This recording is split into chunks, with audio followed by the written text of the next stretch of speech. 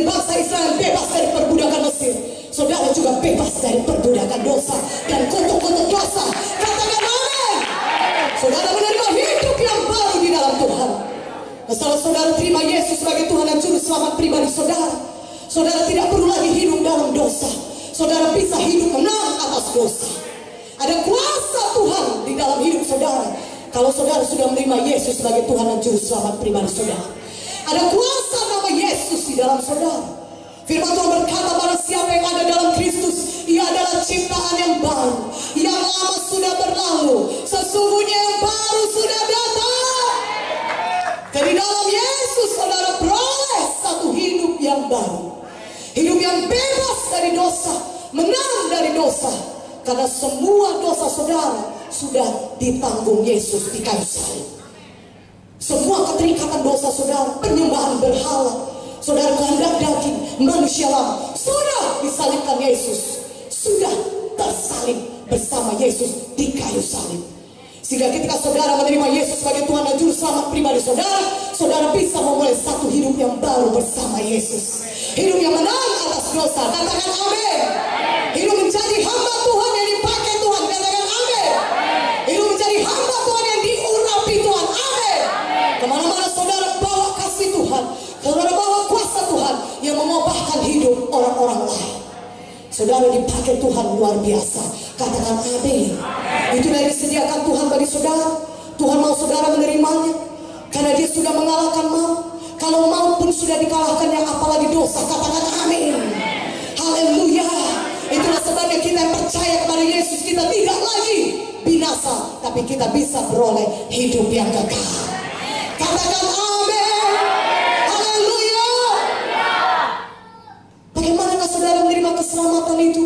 Saudara berkata, Tuhan berkata Roma 10 ayat 9 sampai 10. Barang siapa yang mengaku dengan mulutnya bahwa Yesus adalah Tuhan dan percaya dalam hatinya bahwa Allah telah membangkitkan dia dari antara orang mati, maka dia akan diselamatkan.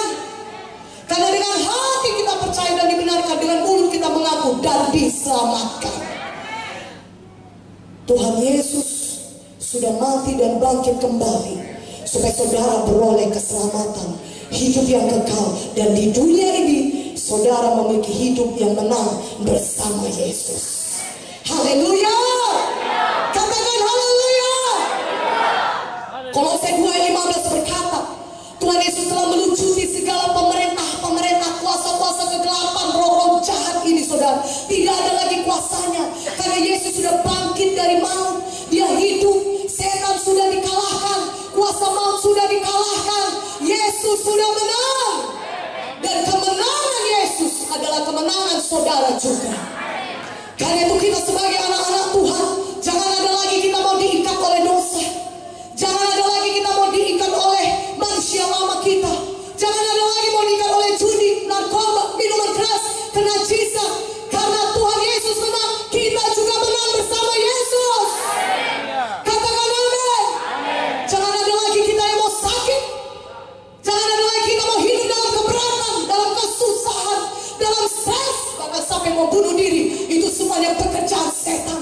Karena dia datang mencuri, membunuh, membinasakan. Tapi Yesus datang, dia membinasakan semua pekerjaan setan.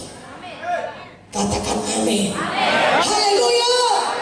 Tahukah saudara, selama Yesus hidup di dunia ini saudaraku, dia mendemonstrasikan pelayanannya, menyucikan dosa manusia, menghapus dosa manusia, mengampuni dosa manusia, dan juga menyembuhkan penyakit-penyakit.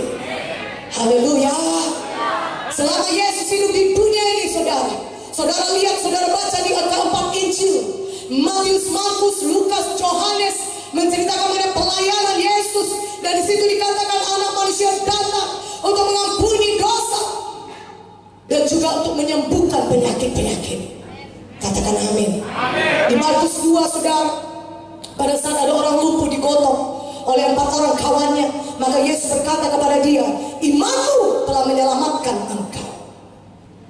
Dan Tuhan Yesus berkata juga, bangunlah, bangkitlah, angkat tempat tidurmu, sembuh, pulang ke rumahmu. Dan dia sembuh. Dia diampuni dosanya dan dia juga disembuhkan dari penyakitnya. Tuhan Yesus datang membawa kehidupan kepada saudara. Dia menyembuhkan penyakit saudara dan juga menyucikan saudara dari segala dosa saudara. Katakan amin. Saudaraku, Yesus berkata, Bapa, bukan kehendakku tapi kehendakmu. Kehendakmu yang jadi. Dan Yesus rela. Dia pergi ke salib bagi kita, saudara. Dan di kayu salib, saudaraku, Yesus mengalami banyak sengsara. Bahkan sebelum ke salib pun dia mengalami begitu banyak penderitaan. Saudara, sampai ke salib, saudara, dia dipaku, kaki dan tangan yang dipaku. Dan paku yang memaku Tuhan Yesus bukan paku biasa seperti paku yang kita lihat. Tentunya paku yang sangat besar, saudara, yang bisa menanggung seorang tubuh manusia. Dan itulah yang dipakukan ke tangan Yesus, ke kaki Yesus. Darah mengalir, saudara. Darah mengucur. Dan darah itulah yang menyucikan kita dari segala dosa kita. Darah Yesus itulah yang menebus saudara, sehingga saudara layak pergi ke surga. Kita dikuduskan, disucikan oleh darah Yesus. Dan di kepala Tuhan Yesus ada mahkota duri. Orang-orang menolak dia. Hai engkau raja orang Yahudi, kalau kau memang betul-betul raja orang Yahudi, tunjukkanlah kepada kami siapa tadi yang meludahi engkau. Siapa yang melakukan ini kepadamu? Turunlah dari kayu salib untuk membuktikan kau betul-betul raja. Yesus diejek, dihina, dipermalukan. Semuanya itu dialami Yesus, sengsara demikian, saudara, untuk membebaskan saya dan saudara dari dosa-dosa kita. Yesus tidak berdosa. Dia tidak melakukan dosa apapun. Itulah sebabnya korban darahnya berkenan kepada Bapa di surga, dapat mendamaikan kita dengan Bapa di surga. Berikan kemuliaan bagi Tuhan Yesus. Haleluya. Haleluya. Dia menjadi pengganti kita, substitusi kita. Seharusnya kita yang disalibkan, seharusnya kita yang dihukum karena dosa-dosa kita. Tapi Yesus datang menggantikan kita. Dia rela memberikan nyawanya, menanggung semua dosa kita, supaya kita yang percaya kepadanya tidak perlu lagi dihukum oleh karena dosa-dosa kita.